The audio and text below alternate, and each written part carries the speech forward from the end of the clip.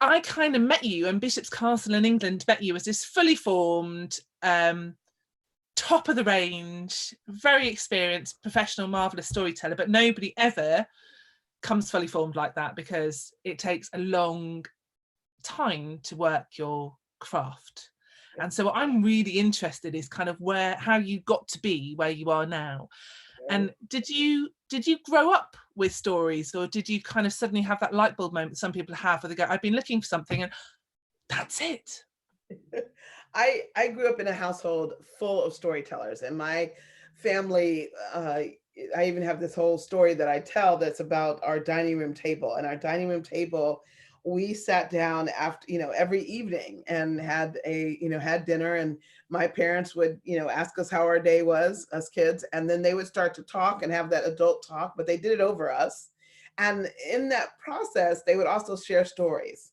And they would share stories about their day, just the basic things, but also the stories of their day would then eventually connect to something that happened in the past. So we would hear all these stories about people in the past, and so then we were encouraged to tell our stories about our day, and then my father or my mother might relate something about their day. So I grew up with that, and then on my mother's side of the family, on my maternal grandfather, my maternal grandparents, what is that, whatever, my mom's dad in family. So and he is in the Costner family, which is hilarious. Costner, no relation to Kevin Costner over here in the States, but he's in the Costner family. And the Costner's family, whenever we would get together for family reunions, we always got together, and they always talked. I mean, they talked and they talked and they talked and they talked, and it is like a good story because it just goes on and on and on. And the thing was, you had to find a way to get in the conversation if you were going to get in. It wasn't like, it was never a requirement to listen. It was always a requirement to talk, but listening was not really in there. And so it was, and they would just talk, and whenever they got together, part of me was just an old soul. I just wanted to be around them, these older people, and the stories they had.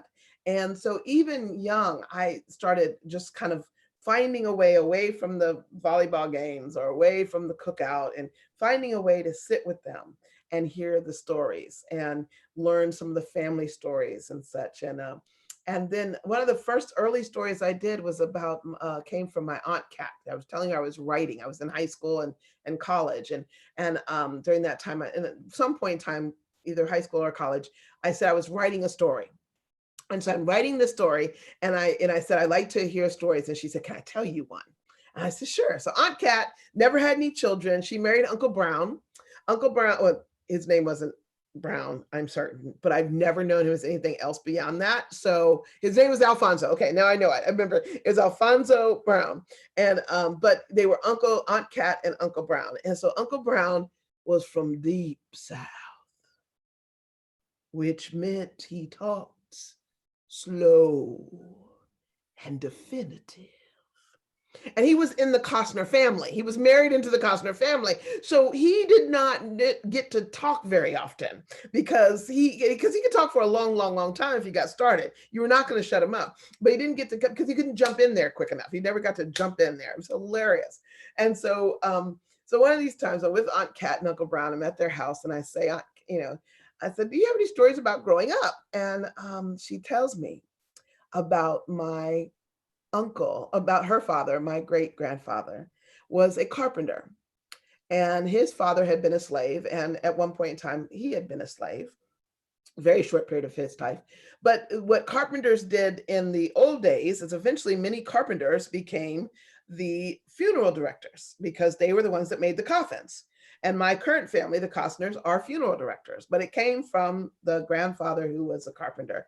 And he would make these, after slavery, he would make the coffins for people. And they would sometimes pre-order them. Even in those days, he used to pre-order them.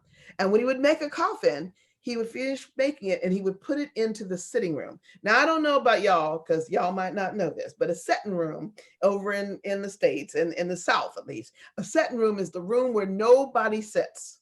because no one is allowed to sit in the setting room. It's called a setting room. I know y'all have the word setting room as well, but setting room. So the setting room is where the only people that can sit in there are like the preacher. When the preacher comes in, people, adults only, can sit there. If you are sitting in there as a kid, you don't want to sit in there because you have, everything is covered in plastic. And when it gets really hot, your bum and your legs and everything starts sticking to, to the plastic. It's awful. But you only have to go, but you have to clean it. You have to clean it every single week. The room that nobody sits in, you have to sit in. So so she said that when our father would finish making these coffins, he would take them into the setting room and put them on sawhorses. And that he would close the doors to the setting room and say, nobody go in the setting room. There's a coffin in the setting room.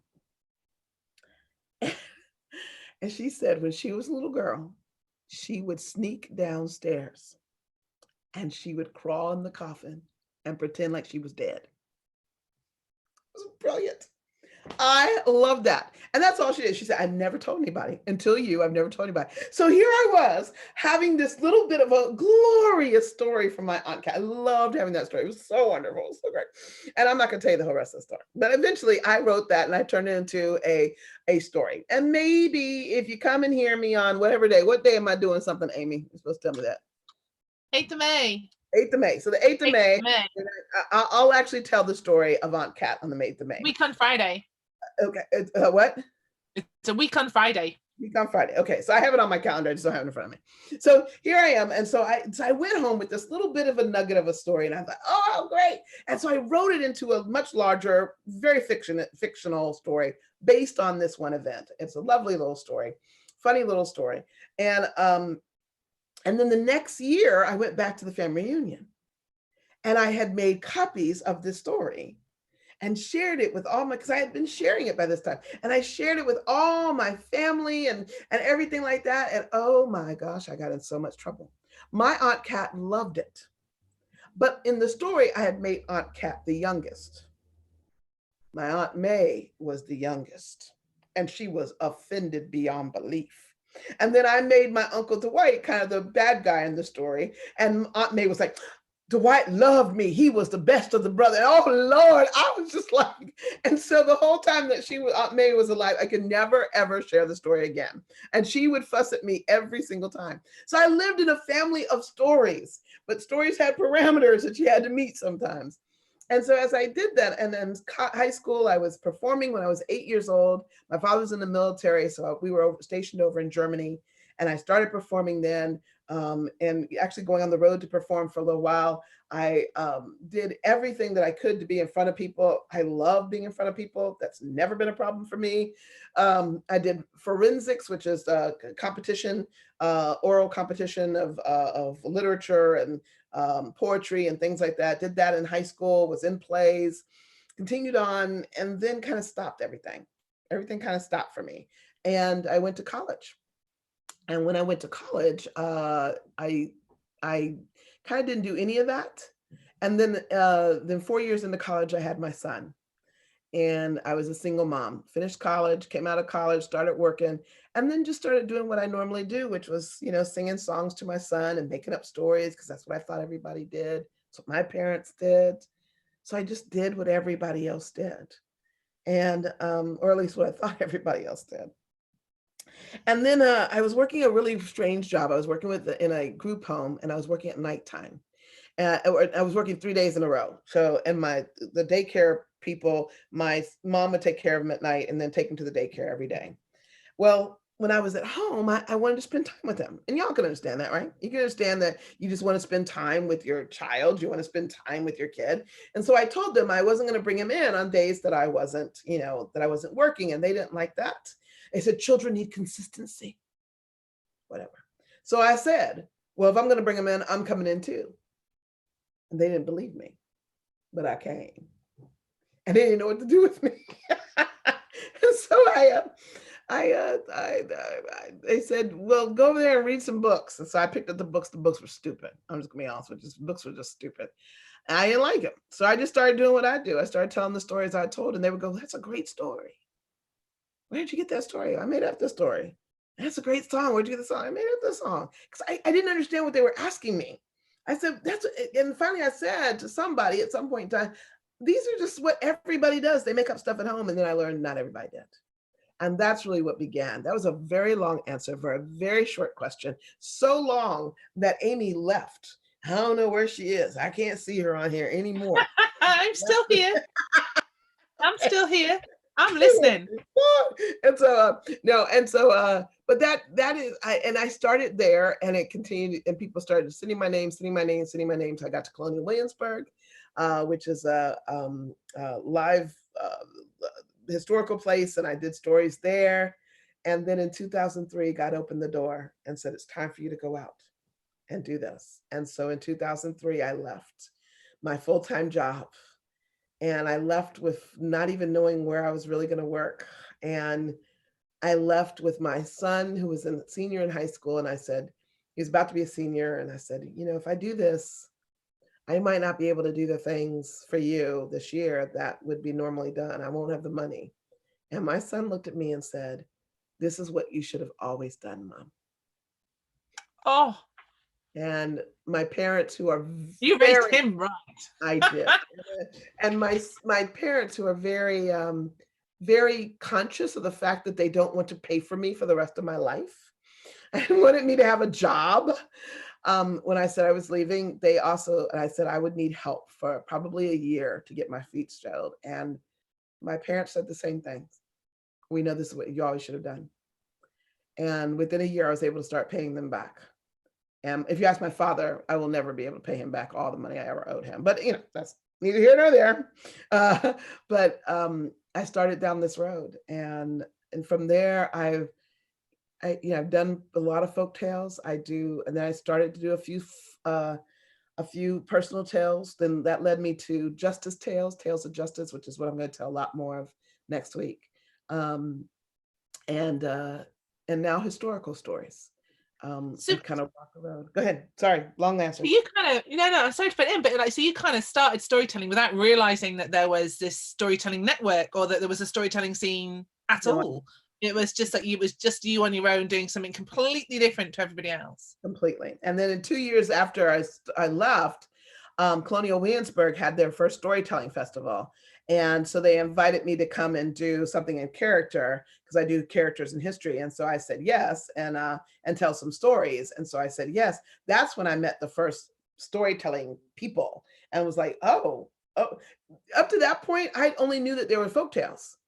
And honestly, truthfully, I only knew there were folktales that were told that were folktales of Black people. I didn't even know that white people had folktales. Never heard of a Jack tale, okay? Except for Jack and the Beanstalk. And if you'd asked me, I would have told you, Jack and the Beanstalk was just one of those fairy tale things that, happened to be in a book. But I didn't know where it came from. I had no idea that Jack was a thing, like he had stories. I didn't know any of that. I just had no idea. All I knew was that we were telling. Go ahead, sorry.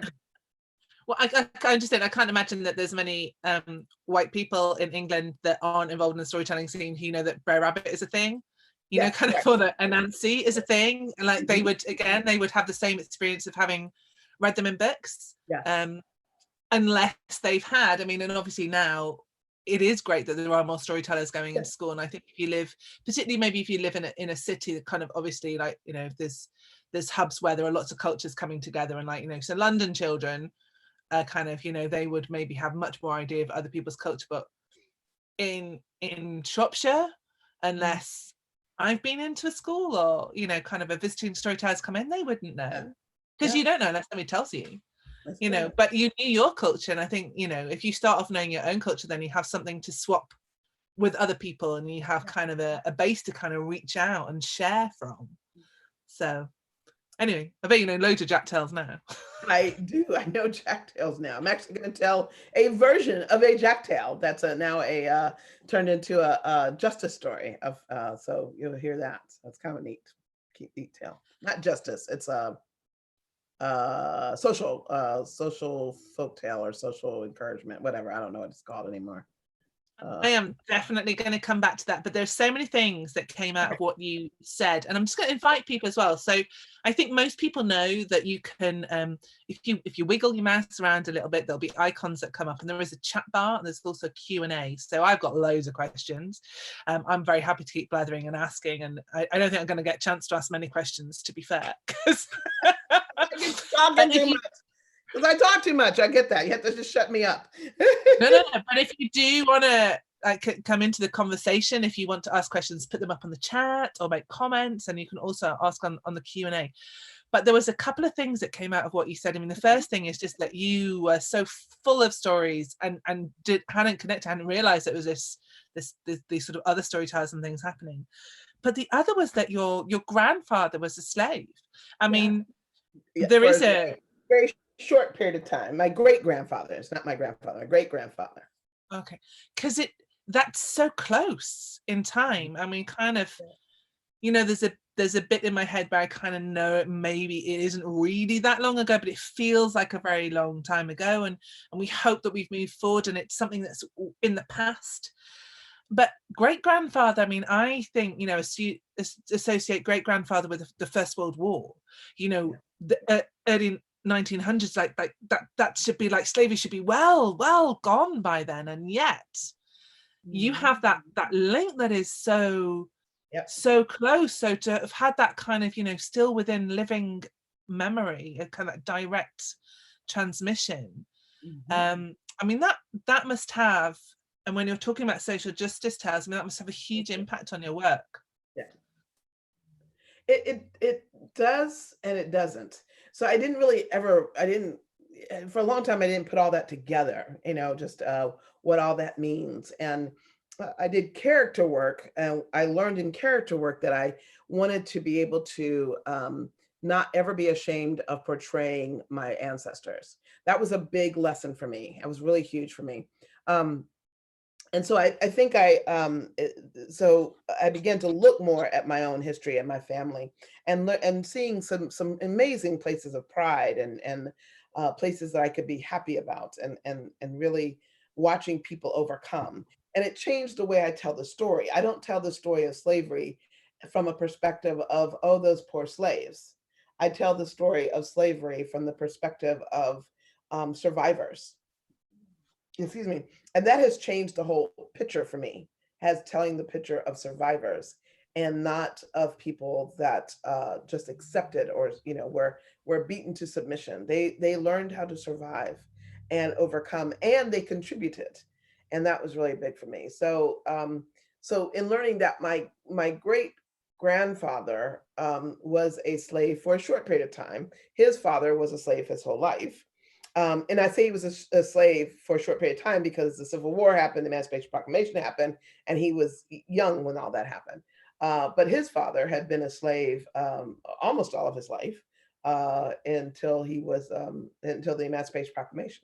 So learning that history has given me a different way of understanding that a family, a group, a people can come through something and be proud of what they have had in their past, and but also overcome what's been in the past. That past should push me to do better, not, thank you, sorry, that was the laundry lady dropping off my laundry. It's been a day. And so but it's helped me to understand that, you know, and that's what I want to do, is help people push, that their history push them up, not hold them back or make them ashamed or embarrassed. But it should be okay. It should be unlocked. I'm so sorry. This is a bad thing. It's not unlocked. Excuse me. It's lovely that we're in your house. You've welcomed us into your house. Sorry about that. She just left it outside my front door. That's fine. Okay, she got it. But that's so that's what I have learned, is that part of what I want to do is help people to see not slaves from a position of oh, poor slaves, but a position of survivors. And that as survivors, what can we learn from them? It's kind of where we are right now. What we can learn right now is we can learn from a lot of people who didn't have stuff to begin with. You know, it's interesting to me. We have food lines here, people, and they keep saying this is the first time that 70% of these people have ever been in a food bank line. Well, you know who they need to talk to is the people that are there every single week, because they don't know where their food's going to come from. We could learn from them. How did they survive this? How do you survive when you don't know where your next meal is going to come? How do you survive when you can't go do certain things? How do we, what can we learn from people that can't go outside all the time? Because their body won't allow them to go outside. What are we learning from them? And what can that learning from them help us to become? Instead of just pushing them to the side and saying, well, their story isn't important. That's what I see from my past story, is it's important and it teaches me how to survive. Long answer. And you're right, Norman, laundry is eternal. Thank you. It's so true. It is so true. And it's it's not the same thing at all, but I think we live in an age where we take a huge amount for granted. My family weren't slaves, but my father's family came from up north, and they were miners. And although in name they had their freedom and they weren't slaves and they were paid for their work, they weren't paid very much, and there wasn't a lot of choice.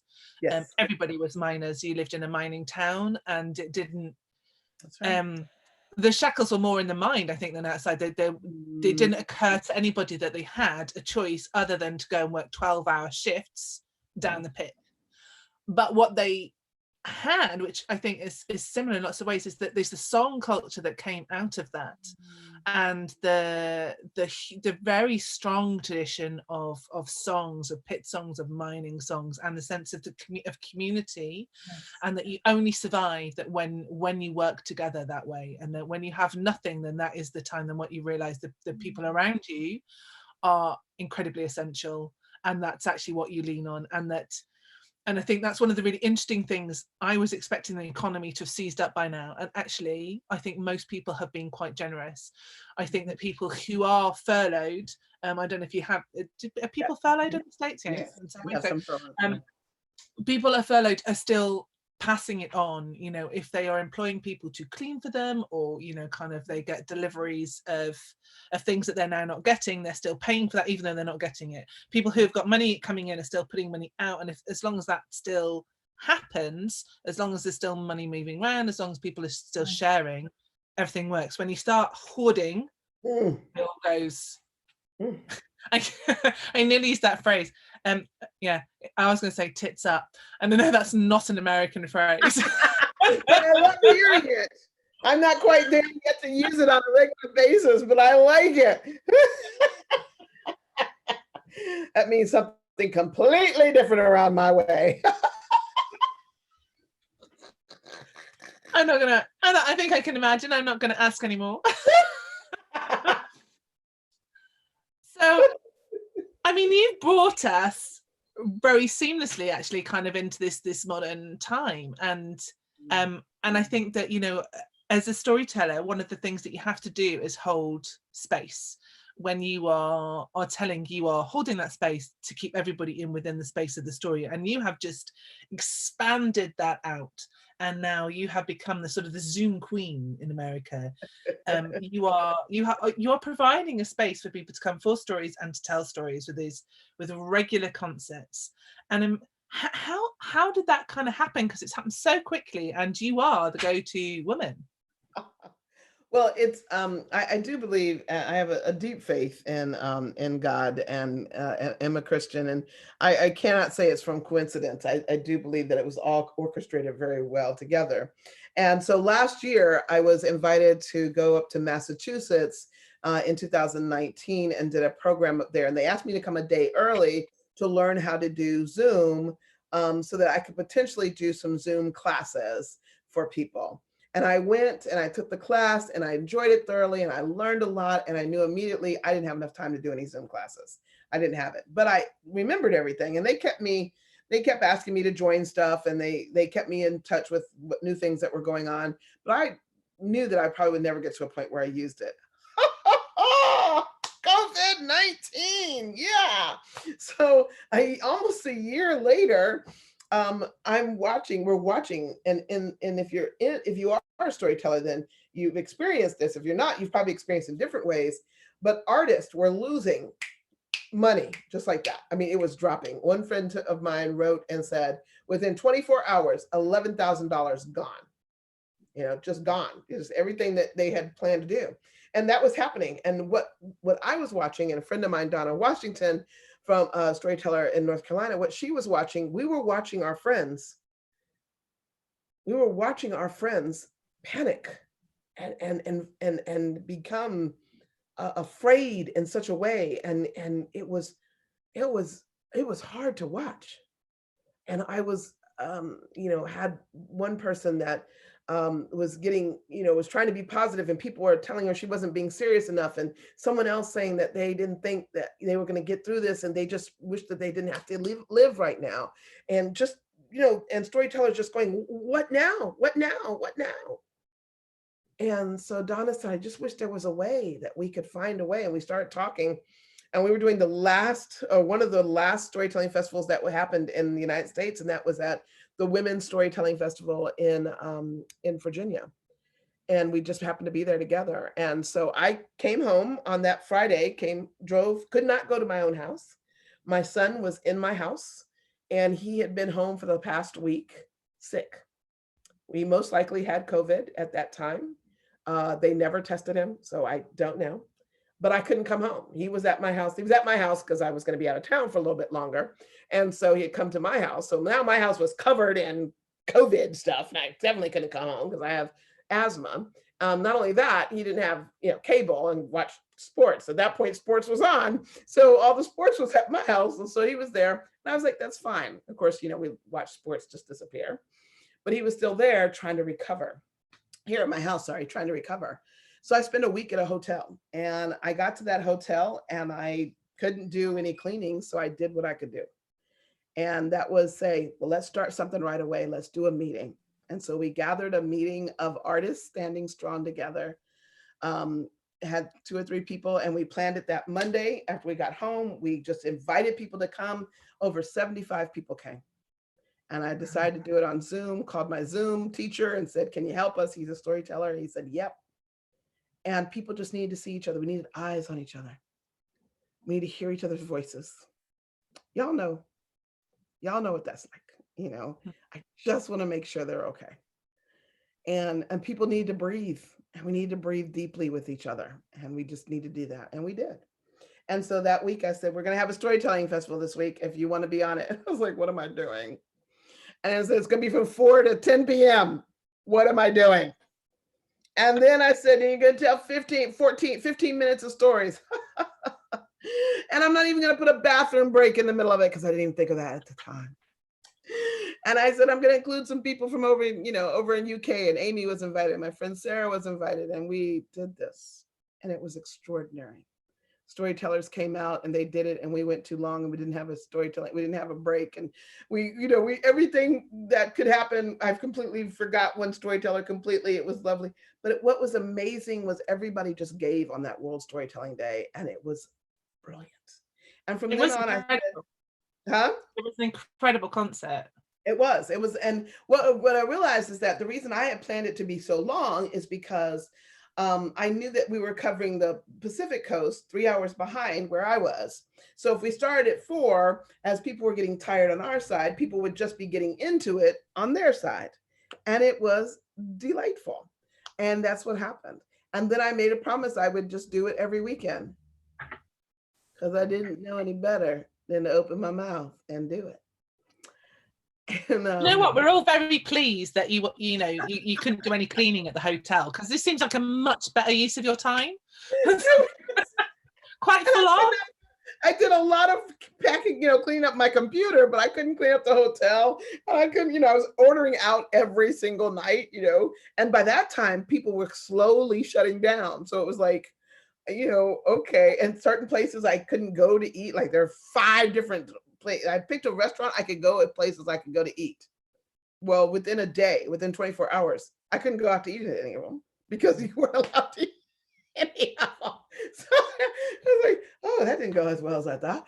And so it was just, it was extraordinary. And that's what we started. And it's been awesome. Join us on Artists Standing Strong Together, Assist, as it's called, Facebook page. And we put all kinds of ideas down there. There's lots of events to go to.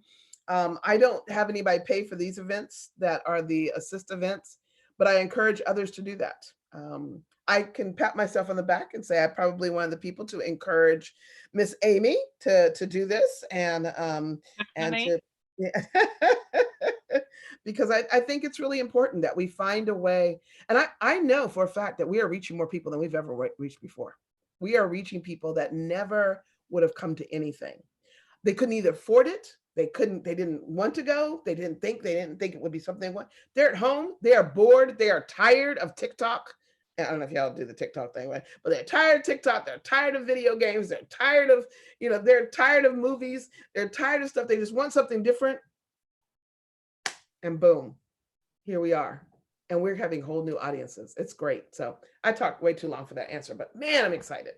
No, it's good, and it's great. It's great to have your excitement. I mean, and that's the whole thing about your just enthusiasm and your inspiration, and it's a great thing. But I mean, in lots of ways, I think we feel the answer to this, but I'm always really interested to know what people actually come out with and what their perspective is on it. So why do you think so many people are tuning in? I mean, why are stories, and why are traditional stories? Because you were saying a lot of the people there, I mean, so maybe not everybody watching this will know, but in America, there's a lot more kind of personal storytelling, and people tell stories of their own lives rather than just folk tales. I think in England it tends to be more traditional folk tales. Why are these stories a kind of long ago and traditional stories? Why are they the stories that we're turning to now? I think they're comfort food. I think that traditional stories are comfort food. In America, comfort food for us would be like oatmeal. I don't know if it's over there as well, but oatmeal. Like y'all would turn to tea. Everything has to have a good, proper cup of tea. So I know that a proper cup of tea can solve a lot of problems. I've been informed of that often when I was over there. I was a member. And over here, there's comfort food. And part of that comfort food is certain old stories are that comfort food, that going back. And I also think that the stories right now, old stories are speaking to where people are feeling. There's stories of resilience, and there's stories of hope, and there's stories of strength, and there's stories of justice that are out there right now. I think people need to hear them, and they need to have them heard. That's number one. I think it's comfort food. And then number two, I do think people are absolutely bored of the regular, because when we could watch, we were watching things that were like movie. I mean, movies are always there. TV is always there. Sports aren't there anymore, which is interesting. But you need an outlet. You need an outlet that is not just, where's the outlet now? Where's the other place? And video games don't cut it all the time. So they need an outlet that can happen now.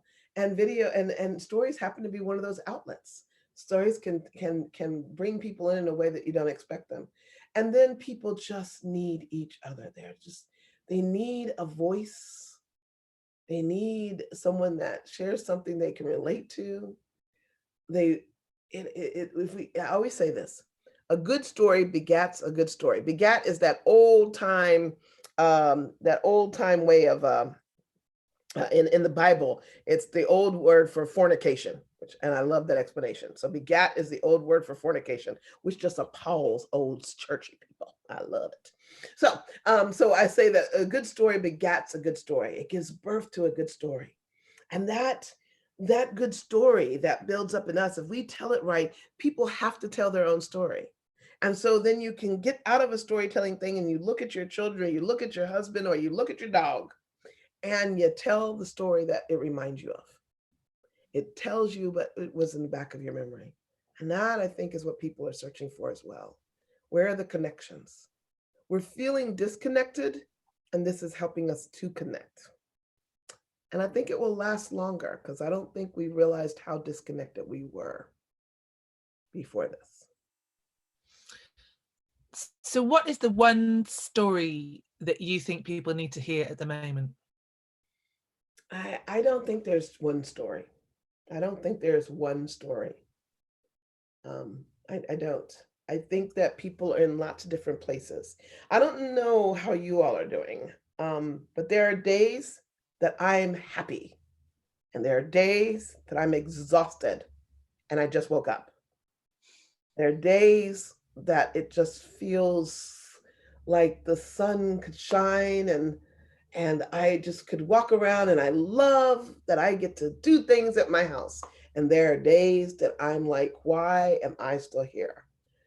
And I need stories for all those days. I need something to help me through those days, is what they are. I need the days when it's just exhausting and I just want to try to get somebody to give me some hope. I need stories that remind me that I can give myself grace, that it's okay to cry uncontrollably for no absolute good reason. At least it doesn't look good, you know. I need stories that remind me why I need to keep reaching out, even though it seems so far away. I need at this point and moment in my life, this is very honest. I mean, I'm being more honest to these 9 people on here than I probably actually should be, so you'll know a little bit more. But right at this moment, at this time and this moment today, I need stories that will tell me that there is something over this, somewhere over the rainbow. There's something over this, because I don't know what my life as a professional storyteller is going to look like. So in the last night and today, I've been thinking, what will my life be? I need stories to help me know that there will be life.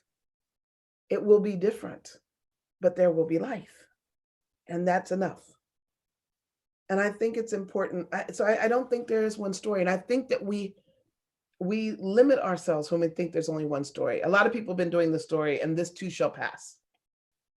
And that's amazing, the story about "and this too shall pass." It's an amazing story. But not everybody needs to hear that story, because sometimes that story aggravates the crap out of you. Because right now I'm in it. I don't really care if this will pass. I'm in the middle of it. So we need stories for stuff in the middle of it. You know, we need stories when we are, I mean, I live in America. We need stories to help us when our leadership does crazy things, you know, and you're just like, what are you doing? You know, we need stories when I see people that, you know, are protesting to open up. And like, there's still a disease. I don't get it. We need stories to help us in all the places that we are. Funny enough, and this is going to change the direction a little bit, but with what you just said, the one question that we have on the Q&A is it's Kath Edwards and her partner Paul. I mean, they're great storytellers as well. They run well, Kath is a great storyteller, and Paul is a fantastic story supporter. So they run the Good Storytellers. But they would like to know how the nature of social justice has changed under your current administration and how that informs your storytelling. Hold my eyes one more time. Hold on. Okay. How has it changed? Oh my God. I have done more teaching about social justice in the last 4 years than I have done the entire time I've done anything. It just is just because we have to. I mean, the only way we can get some things across, I cannot go up to somebody that is a supporter of certain parts of our leadership and drop into their minds certain things by just telling them facts. I wish I could. I know you all know people like that. And you just want to say, here are the facts. Why don't you listen? They don't hear that. So the only way I can talk to them, the only way that I can get any message that might resonate with them is through social justice. Is through social justice stories. I take folk tales and I change them and I twist them and I move them and I make them something a little bit bigger to talk about bigger things. I take personal stories and I use them to encapsulate maybe my story, but also a universal story. I take historical stories and I start reminding people, we have done this in the past and we don't, it's really not required that we do it again. We can skip this stage. There is a reason we stopped. That's right. But but sometimes it's like when you're talking to your, I don't know if anybody of y'all have teenagers or anything like that, but I do. I did, not anymore. He's 33 now. But when he was a teenager, he really I could tell him 100 times, there's a reason I'm telling you not to do this. He couldn't hear it. But I could tell him a story and he could hear a little bit of it. And then he could come back and say, that thing that you told me not to do, I did it. But, I remember now that you told me not to do it, you told me a story. I'm like, yeah, okay, that's good. Hopefully next time you'll remember the story better. And he does. He remembers the story better. And I have had people literally come up to me afterwards and said, I have never thought that way. I have never seen it like that until you said that. I have one story I tell, and I'm going to tell this next break, or at least I'm planning to, Desconocido. And in this one story, it starts off, and I told it in Ohio in a place where people were very supportive of our current leadership. And then when I start the story off, it sounds like I agree with that leadership as well. And for the first few minutes, 5 or so minutes, they were nodding their heads in that audience, just agreeing with me and just smiling. And then I slipped in the end. And you could see the looks on their faces as they had to deal with what I told them, which was truth, and recognize themselves in it. And that's why I think it's so important. And because I wish I could say that all we need to do is tell the truth and it'll work. I don't think we're there right now. I think we have to tell stories. What's that story about the naked truth? That when we tell the truth, it's not working because it's just naked and nobody wants to see it. So you have to dress it up. You got to dress it up in stories, fables, parables, the children of truth and story. That's what we have to do. And that's why it's important to tell these stories. And I am telling far more now than I ever have before because we're desperate. Is there one that you'd like to tell us now? One on the tip of your tongue. If there is a tongue.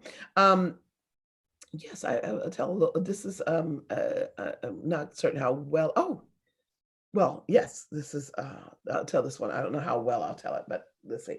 This is an informal place. Huh? This is an informal place. Okay, very good. So I'm going to tell it very informally. And so Cato was a rich man, very, very, very rich. Because he was rich and he was in the village he was in a country that was in Africa, but because he was very rich, he was respected because he was rich. He was not respected because he was kind. He was not respected because he had an unselfish heart. He was respected because he was rich and because he controlled so much. He had the largest of all the cornfields there were, and he hired the people in the village to work and to bring his corn out. Or one time he had so much corn, so much surplus corn, that he did not know what to do with the corn. And although the people in the village had times where they were hungry, he did not look to them. He looked to himself and thought, I need to separate myself from those people because one day they might come after me.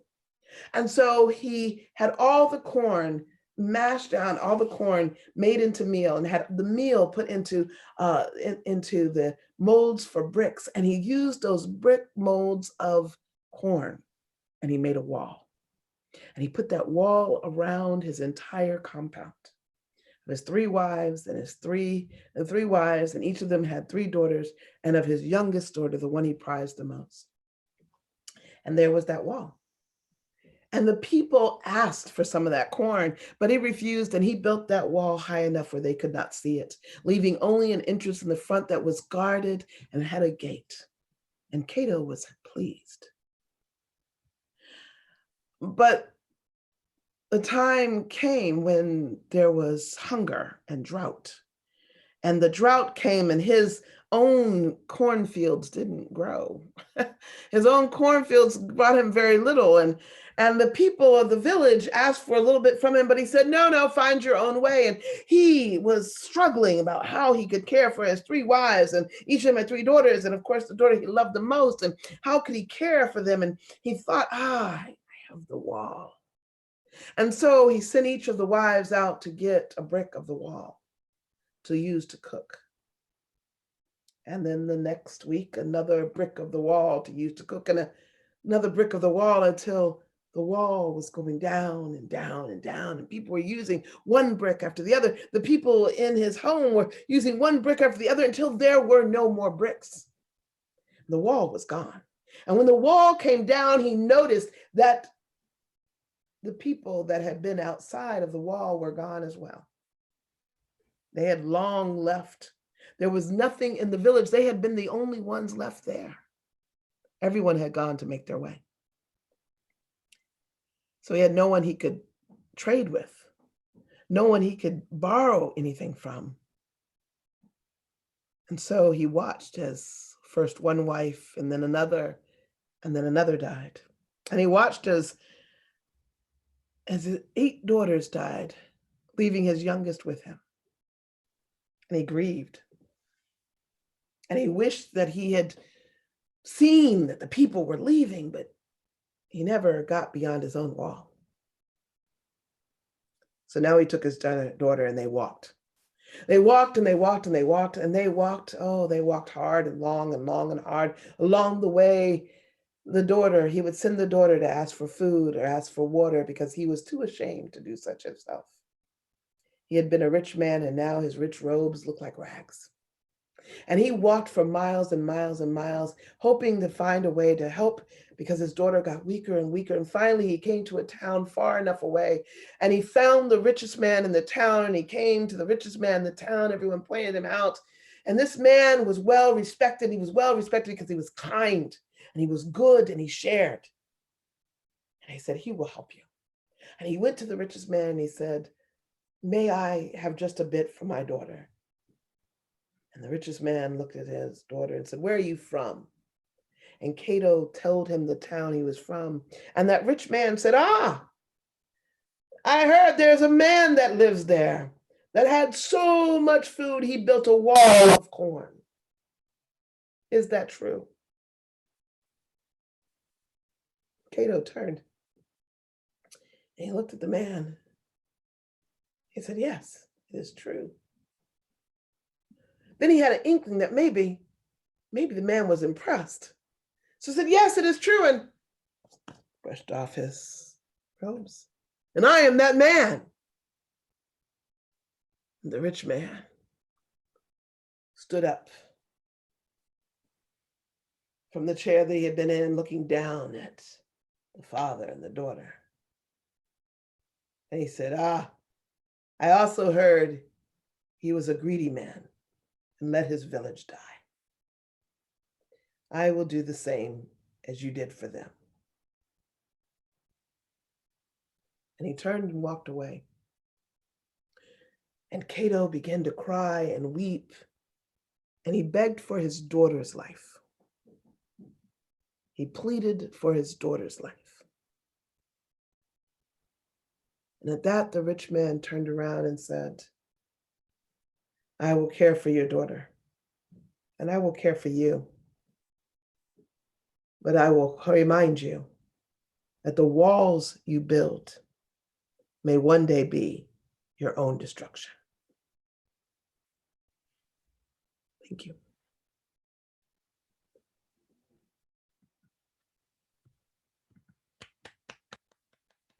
I can't see you, so I don't know. You don't see me, Sheila? I don't see you. I haven't seen you for quite a while, by the way. Oh. Yes. So well, hopefully everybody else can see both of us. We're on gallery view. I thought you could see me. I can't see you. Well, let me have a... I can't see you. I don't know, and I don't know why I can't see you. Maybe it's me because I can't see you. Hold on, let me check. Oh, no. Oh, there. I don't know. I don't know why I couldn't see you. I see you now. You see me now? Oh, that's good. I don't know either. I mean, I am learning the whole Zoom thing, and I think I know what I'm doing. And as soon as it's live, then just things happen, and I go, I don't know why it does that. I just I want to share something on that story so Paul can hear this and just know that I learned that story a long. I read the story a long time ago. Never did the story. Just never, just was one of those stories like, oh, wait, one day. And then the homeboy said, we got to build a wall. And I couldn't do anything else, but that story came rushing back to my mind. I mean, just rushing back to my mind, because it was, so it was a story that had been there for a long time. And I mean, just a long time. And I had to go back and actually hunt it down, because once this wall building began, then that story came rushing back to me. I had to go find it. And now it's become one of those stories that, just this reminder about what a wall is. And, the walls we build, we're not building any walls that are going to help us. So, yeah. So thank you for letting me share that. And I haven't shared Cato as well. Well, you won't hear it next week now. So too bad.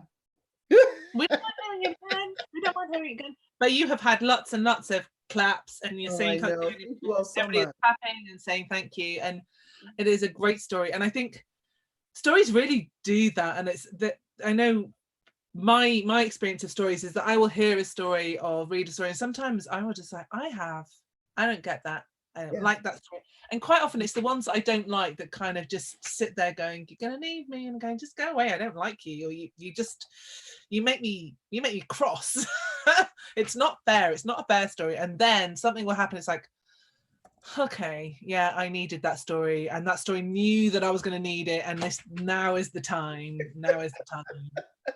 Isn't that the way of stories, though? This way of stories is stories don't always meet you. The stories may come, but they may not introduce themselves to you immediately. They may be an acquaintance that you know of around the way or such like that. But then they show up and they knock on the door.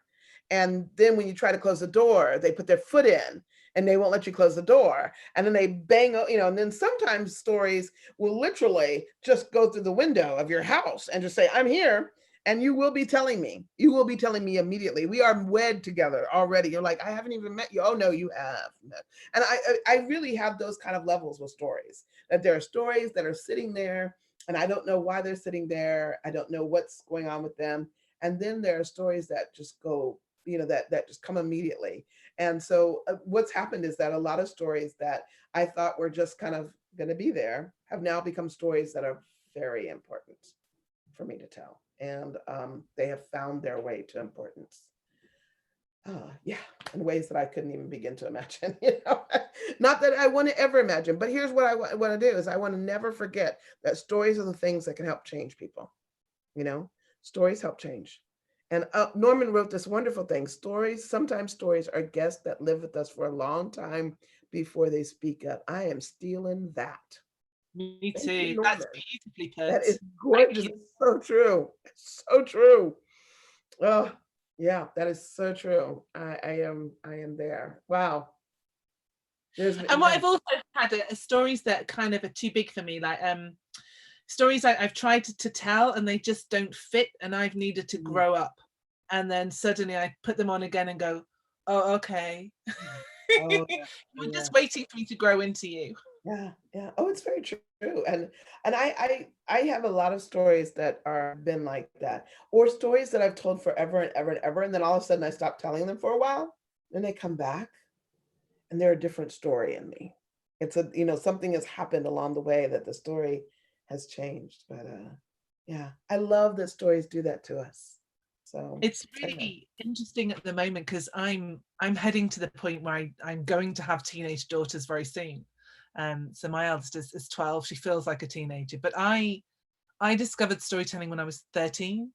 And then there's a whole raft of stories that I told from kind of 13 to 20 that are real kind of adolescent stories, and ballads as well, that I then kind of suddenly realized I had stopped telling them all because I didn't need them and I wasn't in that point in my life. And now I'm going, I'm going to be telling all of those again. They're all just starting to bubble back up again from a whole different perspective. Yes. And now I'm the mother in the stories instead of the protagonist. And I will tell you, half a panic and pushing them off.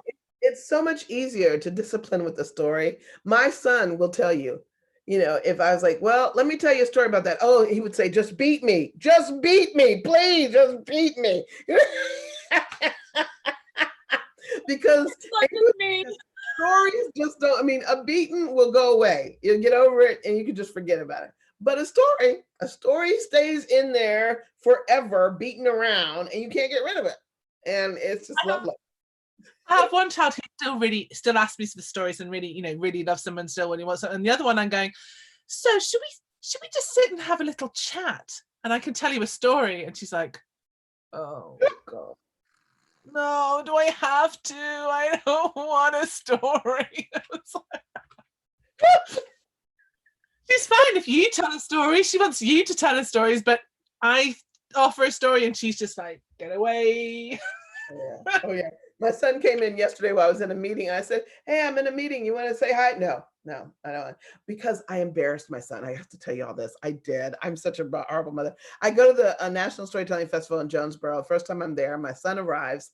I'm doing a program, and then I do this part in the program where I pick some people and they join me on stage.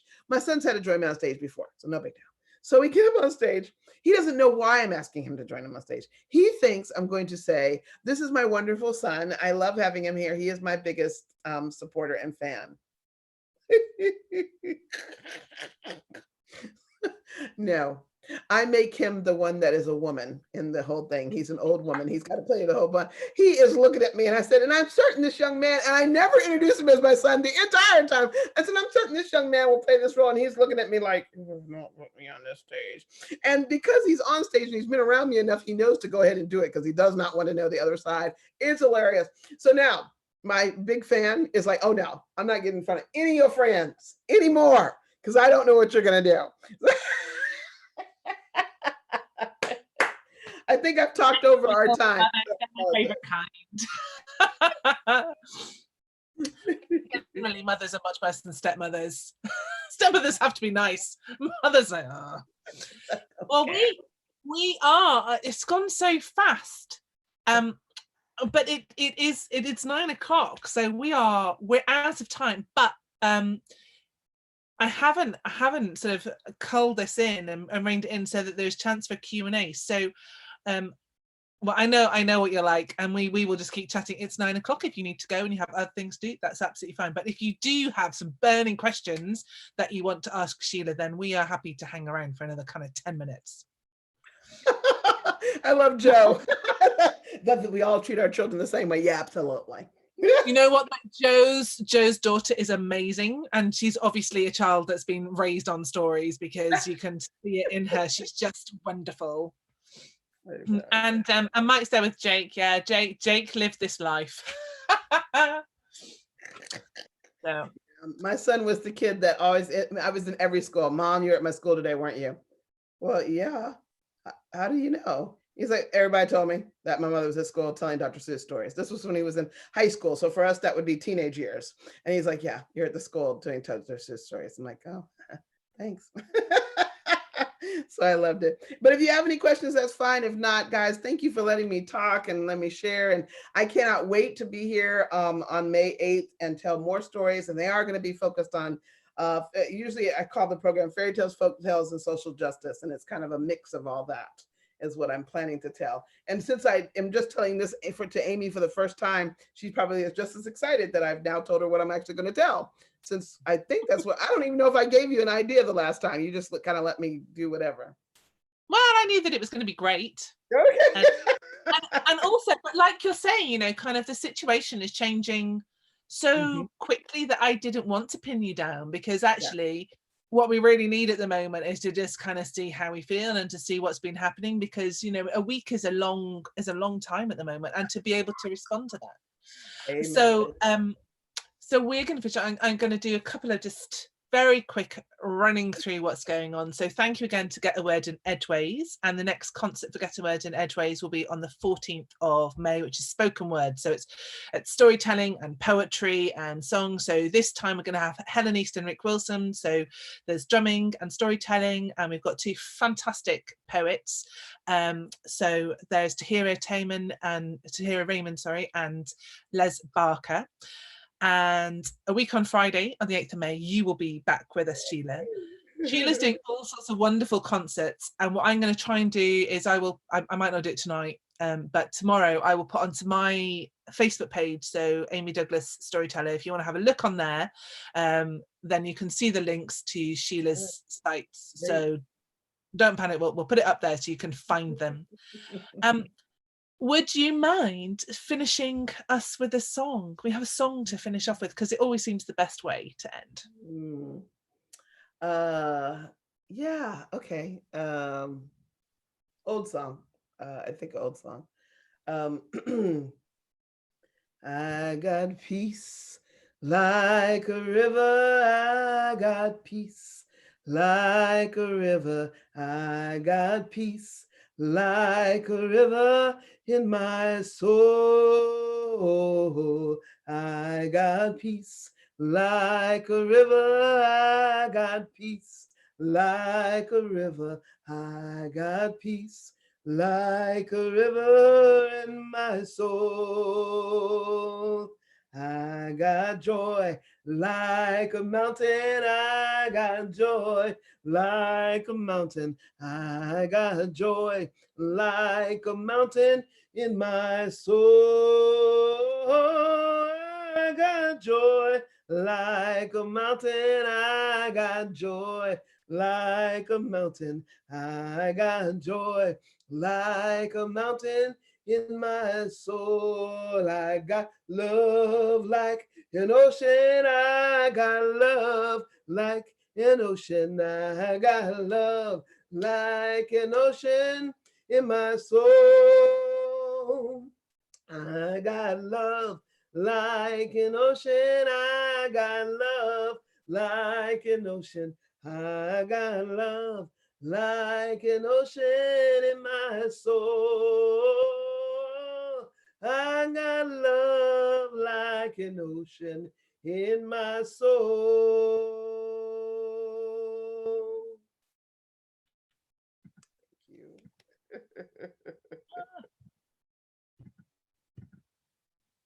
Thank you. You have. Thank you. Thank you. And it's true, your love just spills over, Sheila, in your storytelling. We can't help but feel it. So love to all of you for coming, and thank you very much for coming to join us for taking the tradition on. It's been brilliant to have everybody's company and lovely, really interesting comments as well. And of course, thank you more than anybody to Sheila Arnold. Woo! Thank you, Amy. I'm so excited to be here. It's kind of nice to be with you again. I like it. It's good. I wish I was well, we like having you here. And everybody is clapping and thanking you. Mike has a question, of course, because he's, we're ending and he has a question, of course. Yes, Mike. He would always leave it to absolutely the last minute. Yes, Mike, what is your question? If you may, I don't know. Now, do you know, Amy, that you can make everybody chat? You can actually have them talk. So if you can allow them to talk, so if you put your cursor over on Mike's name, then there should be a place over it when you put it over his name. It's a dangerous thing to allow Mike to talk. I try not to do it. It's a dangerous thing. And so one of the things I've started doing at the end of programs is letting anybody who raises their hand, they can come and talk. Can you hear me? Yes, I can hear you, Mike. All right. Sheila, are you a preacher? Do you go to church to preach? I am not many people have asked me that question before. I am not a preacher. I have preachers in my family. And I am absolutely a person that can preach if need be. Right. Why are you looking embarrassed? Because he has a radio. Because being a preacher in my family is something I don't want people to start thinking I'm a preacher. It's okay. I don't want to. It's just not the life I'd like. No, I get that. Yes, but your faith is important to you. Yeah, but my faith is extraordinarily important. Yes. Yeah, that's fine. Yeah, sorry, that was my question. I'll shut up now. You can mute me again. No, isn't that fun? We get to. So no, you got to teach Amy something new, and so Amy may not have known that you could do that. And so at one point in time, Amy, I did a program, and I did a program for a school, and some of the kids had dressed up for this program in some colonial clothes. And so at the end of the program, we brought all the kids over that had dressed up. and we could see all of them on the screen, so you could see all the kids dressed up. And then you could also bring over people. And then now I do it at the end of programs where I let people, if you have your hand raised, you can actually ask a question, and people can answer the question. So it's kind of a thing at the end that you can do. I've done it a little bit at the beginning as well, of just kind of saying hello to people when they come in. I have tried not to show people without a little bit of warning, because I think one of the nice things about something like this is that you can turn up and you can listen and you can be part of it, and you don't have to tidy your living room first. Right. So I know if somebody put me on, then I would be kind of like, oh my goodness, I haven't tidied. Yeah, no. And I agree with that. You don't put them on unless they want to go. Yeah. No, it is really nice to hear people. Well, are you a preacher? Thank you. Yeah, I promise not to put Carolyn on screen in case she's not wearing her bra. Okay. I thought this was a tits up thing again. I was like, okay, I'm gonna. I have a feeling she's there in her cozy pajamas. She's all snuggled up, I think, and ready for bed. So Carolyn, one time I was online and I was on Zoom. And I was just tired that day, so I just dropped on a shirt and I dropped on pants. And then, it was a festival. It was one of the events I did. And then I did dancing. And I realized only afterwards that I'd had so I'm up there dancing. All of a sudden I realized, oh, everything is jiggling. Everything is jiggling. It is not good. And so from then on, I'm like, whenever I get online, I'm going to make sure that I have my bra on, because everything was jiggling. I mean, it didn't come out, which was lovely, but it was like, I could see everything jiggling. Nobody said anything, but I recognized I needed a bra. Too much fun. That is one of the best bits of your program, though. I think we should maybe do it in some of these. Halfway through, we'll just have a bit of a dance around. In fact, I think you couldn't see me while you were singing, but I was there. Oh, you were there. You were there. And it was, I saw you in the, to open my eyes a minute, but yeah, I love the dancing part. I love the dancing part of the programs when we do them, because, it gives everybody as a break, and they love doing that. And we had so when we did the Spanish speaking one, I said, I don't know any Spanish speaking, group. So one of the girls gave me some Spanish speaking. So we had Spanish and it was wonderful. I was like, wow, this is incredible. It's amazing. And everybody got up and danced. I didn't know what I was dancing to. They actually sent me the lyrics, so I would know the lyrics of the song that was being played. So it was so much fun. So much fun. So sad. We just hit 1 million people with the actual COVID today. Ugh. Well, amen. I am going to give you full permission to get people dancing when you come to Blast. I will. You got it. Have a dancing thing. I can unmute people if you want them to join in with the singing. And I am now going to end this. So if you want to hear and see more of Sheila, then either go to one of her fantastic events, or you can have a whole 2 hours of her, a whole evening of her at Blast on the 8th of May. So thank you all again for coming, and thank you for your comments. Sleep well, good night, and well, you can enjoy your day, Sheila, because it's still, the middle of the afternoon for you.